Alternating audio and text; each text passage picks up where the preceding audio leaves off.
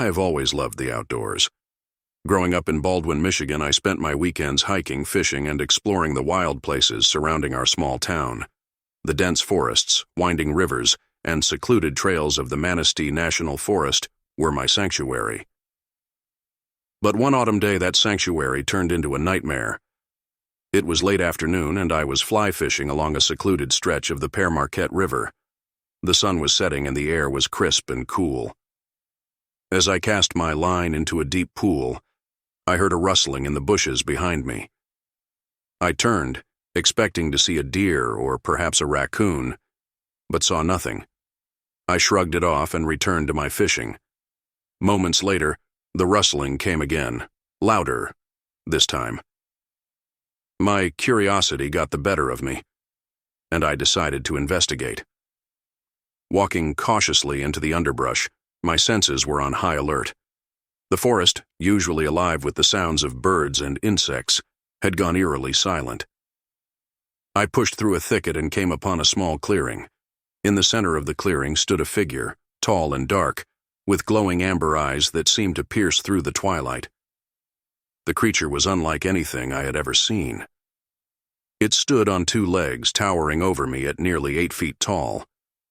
Its body was covered in thick, matted fur, and its head was unmistakably canine, with a long snout and sharp, bared teeth. For a moment I was frozen with fear. The creature stared at me, its eyes reflecting a cold, predatory intelligence. My mind raced. I remembered the stories I had heard growing up in Baldwin, the tales of the Michigan Dogman, a creature that had been sighted for generations. I had always dismissed these stories as mere folklore, but now, standing face to face with the beast, I knew they were all too real. Without warning, the dogman let out a howl, a chilling, almost human scream that echoed through the forest. My adrenaline kicked in, and I turned and ran, not daring to look back. I could hear the creature crashing through the underbrush behind me, its heavy footsteps gaining on me. My heart was pounding hard in my chest as I sprinted toward my truck, parked about a mile away at the trailhead. I could hear the dogman's breath, ragged and close, as it pursued me. In a desperate bid for survival, I dove into a dense thicket, hoping to lose the creature in the thick undergrowth. The forest fell silent once more. I lay still, my breath shallow, listening intently for any sign of the dogman. Minutes passed, feeling like hours, but there was nothing. I slowly emerged from my hiding place and cautiously made my way back to the trail. As I approached the parking lot, I saw something that made my blood run cold. There, next to my truck, were deep, clawed footprints leading into the forest. I knew I had to leave Baldwin, at least for the night. I jumped into my truck and sped away. The image of the dogman's glowing eyes burned into my memory. The next few days were a blur. Sleep eluded me, and every time I closed my eyes, I saw the creature's piercing gaze. I tried to tell myself it was just a trick of the light or my imagination running wild, but the fear was too real. I never spoke of my encounter, fearing that no one would believe me.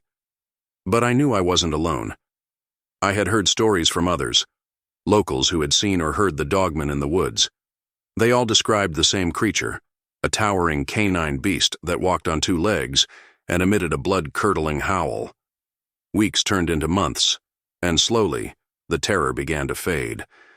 I threw myself back into my work, trying to reclaim some sense of normalcy, but every time I ventured into the woods, I couldn't shake the feeling that I was being watched. Years later, I returned to Baldwin, unable to resist the call of the wild places I loved. I was more cautious now, always alert to the possibility of another encounter. The forest was still my sanctuary, but I knew it held secrets. Dark, terrifying secrets that lurked in the shadows, waiting to be discovered. I spent more time in town, talking to old-timers and gathering stories about the dogman. The accounts were eerily similar, spanning decades and coming from people who had no reason to lie. Hunters, hikers, even a couple of park rangers had all seen the creature at one time or another. Some described close encounters like mine, while others spoke of distant sightings or chilling howls echoing through the night. One evening I met an elderly man named Bill at the local diner. He had lived in Baldwin his entire life and had a reputation for knowing the forest better than anyone. Over coffee, he shared his own encounter with the Dogman. "It was the winter of '77, Bill began, his voice low and raspy. "I was out trapping near the Pine River, setting snares for rabbits. It was getting late, and the sun was just dipping below the horizon. I heard this god-awful howl unlike anything I'd ever heard before. Sent chills right down to my bones." He paused, taking a sip of his coffee, his hands trembling slightly. I turned around, and there it was, standing on two legs just like a man, but with the head of a wolf. It had these glowing blue eyes that seemed to look right through me. I didn't wait to see what it wanted. I ran as fast as I could back to my truck. Bill's story mirrored my own experience so closely that it was unnerving. He confirmed what I already suspected. The Dogman was real, and it had been haunting these woods for generations. One night, curiosity got the better of me. I decided to return to the spot where I had first encountered the Dogman. Armed with a flashlight and a camera, I ventured into the forest, hoping to capture some evidence of the creature's existence. The forest was quiet, save for the occasional rustle of leaves and the distant hoot of an owl. As I approached the clearing, my heart began to race. The memory of the Dogman's glowing eyes and menacing presence flooded back, but I pressed on. I stood in the clearing, the beam of my flashlight cutting through the darkness. For a long moment, nothing happened. Then, just as I was about to turn back, I heard it. A low, guttural growl, followed by the unmistakable sound of heavy footsteps approaching through the underbrush. My flashlight flickered, casting eerie shadows all around. I could feel the creature's presence, even before I saw it. Slowly, it emerged from the darkness, its glowing eyes fixed on me. The Dogman stood there, a hulking silhouette against the night sky, its breath visible in the cold air. Fear rooted me to the spot. I knew I had to get out of there, but my legs refused to move. The Dogman took a step closer, its growl deepening. In a last-ditch effort, I raised my camera and snapped a photo, the flash briefly illuminating the creature's terrifying form. That moment broke the spell. I turned and ran, not stopping until I reached the safety of my truck. My hands shook as I fumbled with the keys, finally getting the engine started and speeding away.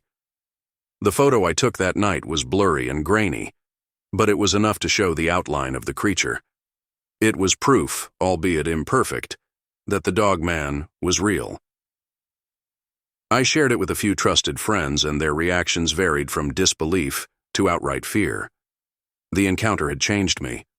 I was no longer content to let the stories of the Dogman remain mere folklore. I began documenting sightings and collecting accounts from anyone willing to talk. The more I learned, the more I realized just how many people had experienced something similar.